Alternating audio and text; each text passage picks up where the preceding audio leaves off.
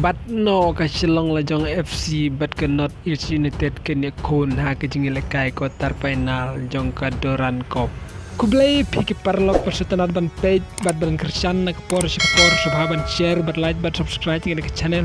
ha ka Doran Cup arjarap san kelempung lakay football kabala rim tam hadau ba Asia. Bat kijingilakay kabala penlong yagane kasamay lakay hapo kari India. Kadai nadu ke arpalai terik Julai haduk ke arpalai terik Agos hakeleng ki hendru teli ki stadium bat haki prateli kenong ba hakan ke lempung ilakai ki don haduk arp saut teli ki kenhun naga Indian Super League bat naga I League kumju bat naga Amphos hakabala pihak haki hendru teli ki kenhun bat don saut teli ke wai ke kenhun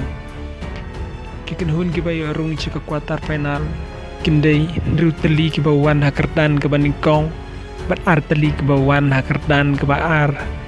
kinrung ke quarter final katkum ke jingkamai puan jongki ke quarter final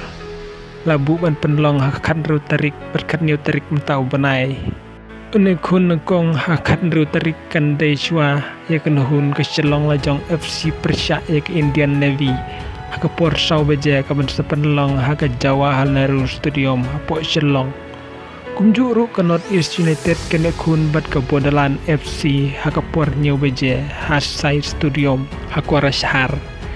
Andrea kat new terik kene kun ka Jaipur FC Persya ya ka Diamond Harbon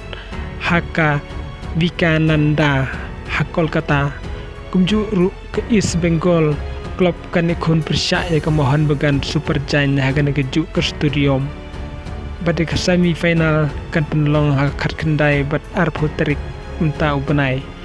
pada ke final penlong haka arpo lai terik mentau benai hi hapok Kolkata haka stadium jongka Stol Lake Stadium kublesi bun saya sempat haka wei pat ke video